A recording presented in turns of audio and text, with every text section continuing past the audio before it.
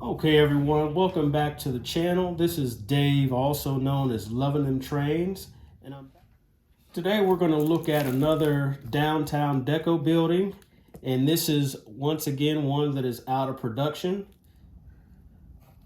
This kit is another one that I had been searching for some time now, and looked up and found it online, and got a good deal for it. This is Blair Avenue Part 2. And it actually technically is 3 kits in one. You've got the main building right here, and then you've got the small shack, barbecue shack right beside it, and then you probably can't see it down here, but there's a little almost kind of lean-to or small shack that goes that connects to this barbecue shack here. And this one has never been opened. And like I said, this is one that's no longer in production.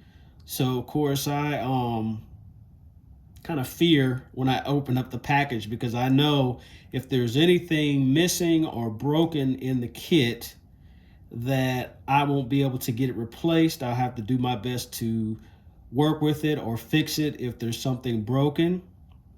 But that's okay. That's a chance worth taking when you find these kits, because like I said, I really love the character of the older O-scale kits from Downtown Deco. One thing I did notice though is that some of these kits that are no longer in O-scale are no longer available in O-scale. Some of them are still available in the other scales, HO and N. I would imagine it has to do with how much of these Randy actually was able to sell. And of course, when you start getting into larger scales, things get a little bit more expensive. So I can understand that being the case. But anyway, with that being said, I'm going to go ahead and open up this box and hope that there is very little to no damage to anything and that all the parts are there. Now, here is an example of what I fear when I open these packages. So, as you can see, this wall has been shattered in several places. And so I'll have to try and be very, very careful and glue these pieces back together and hope that this can be salvaged. If not, this project turns into a kit bash. So here we go. All right, with a little bit of patience, I was able to actually glue this piece back, and I'm really forced to have to try to find where the crack is. I think based on the inside of the wall, it's over here somewhere, but it's been a few days since I did it. But you can see that these can be very forgiving, because unless it's just shattered into several pieces, usually it's maybe 1 or 2 larger cracks, so you can put those sections back together. And one thing I noticed as I'm building several of these pretty much all at the same time, I noticed that the plaster on these and the walls are thinner than some of the other ones that I've built, which makes it more fragile, but it was broken out of the package. And this is probably in my top 3 favorite Downtown Deco buildings. I think this one is going to have a lot of character when it's done. But anyway, that's enough rambling on about that. What I have done is I did prime it, as you can see. Mostly white, but I did add some spritzes of black because I want that to kind of help with the aging and weathering process. And of course, put some bracing in. It's not required, but it always helps to solidify and stabilize the building. And I did go ahead and fill in these edges where the walls meet, or I should say gaps, with some putty. But I think it's coming along well. So now it's time to delve into the fun part. Okay, so we got the base color here of the terracotta. And I pretty much smeared that all around the entire thing, even over where the stucco is going to be. I didn't try, but I got it there. But I think when I go ahead and go to the next step, which is painting those areas such as the stucco, window sills, and the areas, arches above the windows, this back door, there's another window on the other side. We'll be able to hide that. And then I can go ahead and probably start, probably will go to the decals after that. I don't know. We'll see. I think the windows are going to be some of the last things that I do, the windows and doors. Trying to stick with the directions. Randy gives pretty good directions. You just got to discipline yourself enough to follow them. But we'll see. I'm going to get back to work.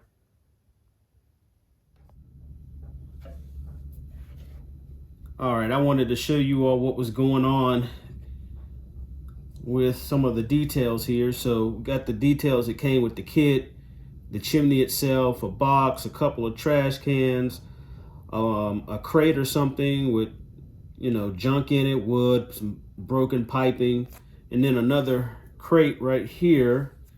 You got the awning, corrugated awning that's going to go over the entrance to the barbecue facility. And then I've got this fire escape made by a company called Tichy. And what I had to do is cut one of the ladders up. I've got a few of these kits, but cut one of the ladders up just to make it long enough to go all the way down on the side of the building. I'm going to put this on the side of the main building, the main restaurant. I'm going to go ahead and get this put together, get these painted, get this weathered up a bit, get this painted, and you definitely see the fire escape and the awning on the building. And then these, of course, probably will just be put in my box until I actually start detailing the town. I won't have those sitting around. But just wanted to show you what was going on between the building scenes and what I'm actually working on to do a bit of detailing. Okay, I have put the second building of Blair Avenue Part 2 together, which is a rib shack, and I did brace it. I don't know at this point if I'm going to have interior. Depends on how I feel when I get to that point. But I did coat this with the light misting of white spray paint. I also added a bit of gray in there to begin the weathering process. So at this point, we can go ahead and paint the building.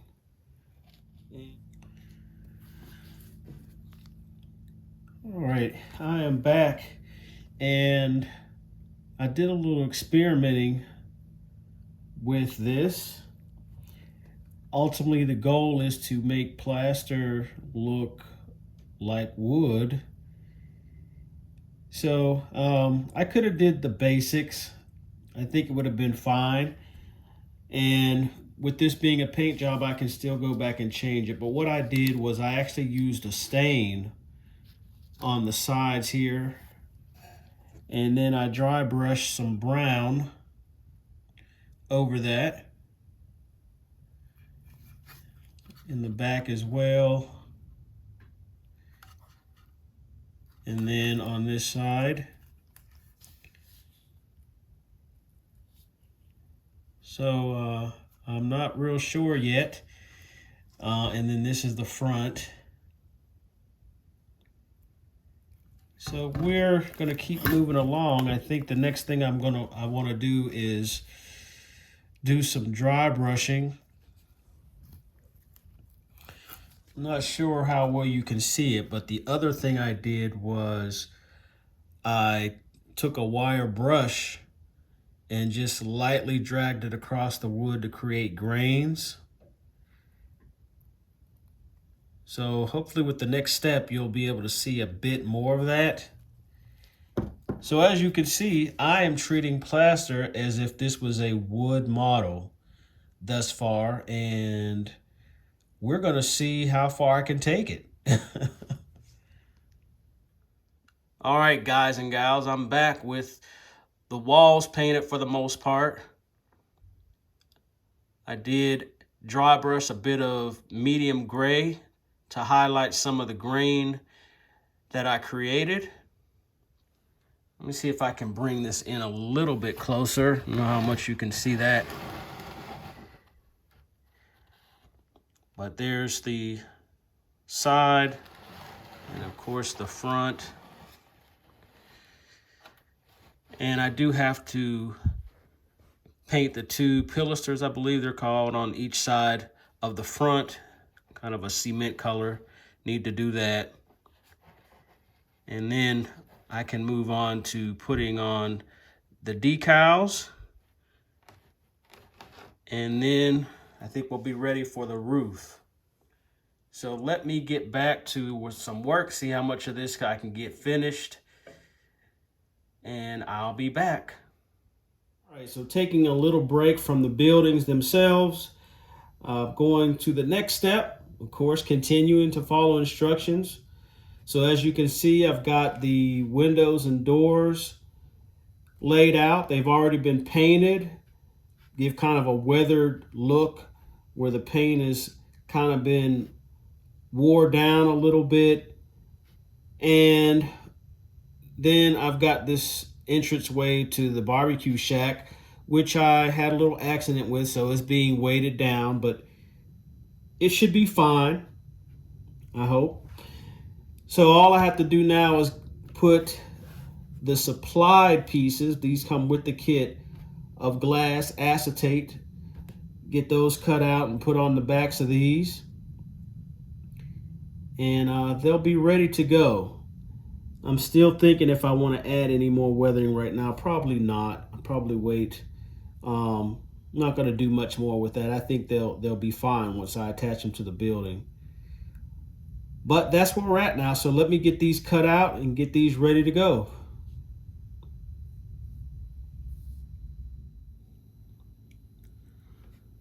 One thing I forgot to mention with the windows and doors is they already have this 3M adhesive on the back, which negates having to use glue.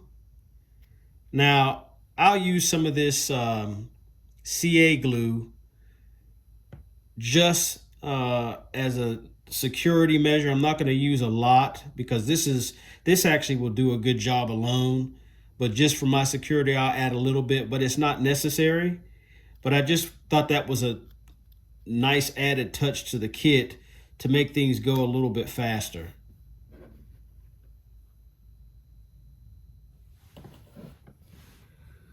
All right, so I'm starting to work on the roof pieces, and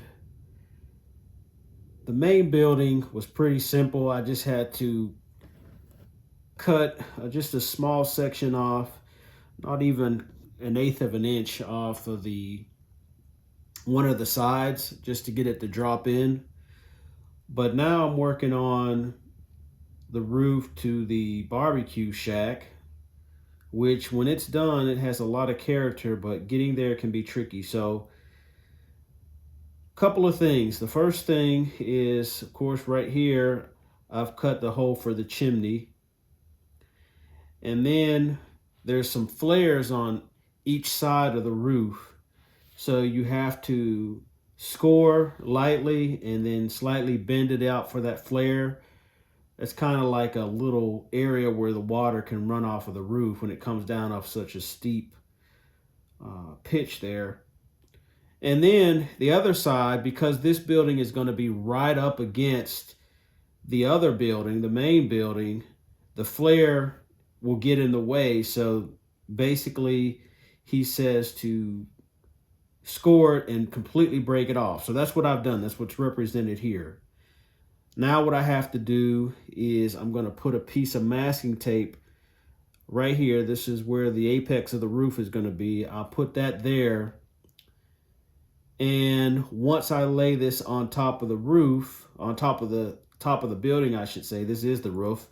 But once I lay it down where the peak is, I'll put some putty in there. So that'll help further strengthen this. So I just wanted to give you that little tidbit. All of that is in the instructions.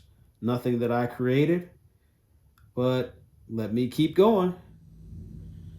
All right, I just wanted to come back and show you where we were with the roof. It's not completed, but as you can see, I've got it on the A-frame. I've put putty right down along that seam. And then as you can see, I've started to do the tar paper over here.